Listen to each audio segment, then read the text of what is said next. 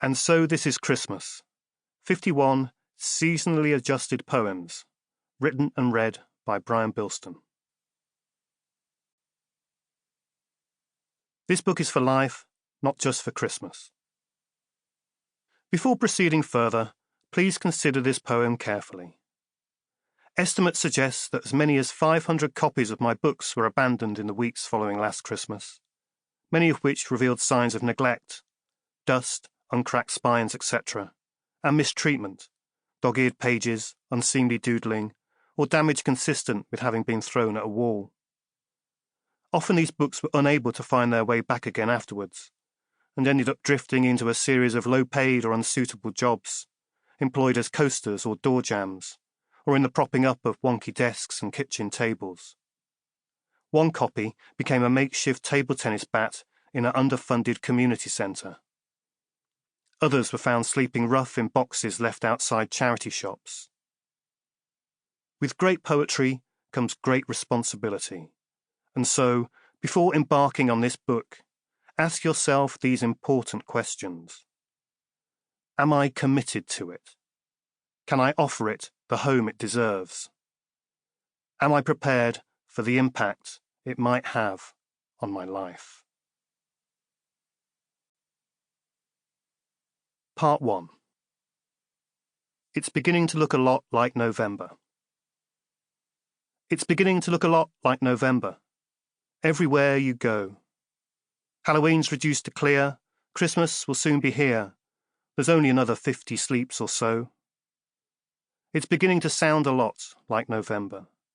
Christmas songs all day. They're playing them in the mall, but don't try to deck your hall. The holly will have died with Yuletide several weeks away. On the telly there's ads with organised dads shopping for presents for Mom. There are Santas on roofs who are offering proof that November's really come. Christmas lights are shining bright. October must be done. It's beginning to feel a lot like November. The day is coming near. It's probably for the best, for all work to take a rest. It's time to move those projects into the new year. It's beginning to feel a lot like November. How's it here so soon? That sense of creeping dread, you remember how you said the shopping this year would be done by June? It's beginning to look a lot like November. Everywhere you go. The world has gone insane. You embrace it all the same. It's the second most Christmassy month you know. The good old days. Pity the poor children of today, with their calendars stuffed with chocolates, never to know the thrill of opening a small cardboard door and discovering behind it a picture of a bell. Gloria in Excel spreadsheet. A note to the listeners here, just to say that on the printed page, this poem is presented in the form of a spreadsheet, with each word of the poem contained in a cell of the spreadsheet. And a rather magnificent-looking thing it is too.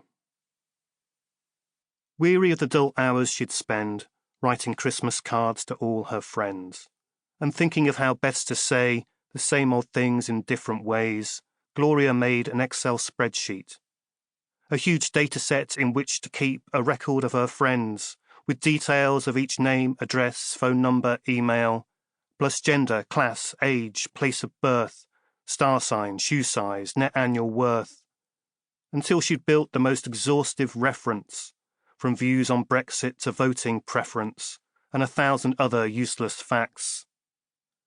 Gloria then analysed this bank of stats. She profiled and labelled, scored and rated. Now her Christmas cards could be templated with new messages, mail-merged, printed, affixed, tweaked to greet each demographic. Scientific and slick, it was quick, efficient.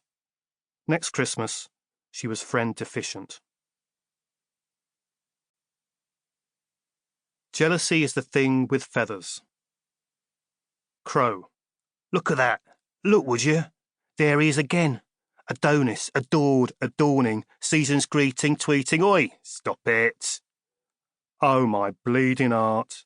Bleeding erythicus rubecula, syphiliticus Rubik cube. Sample complete. Ready to continue?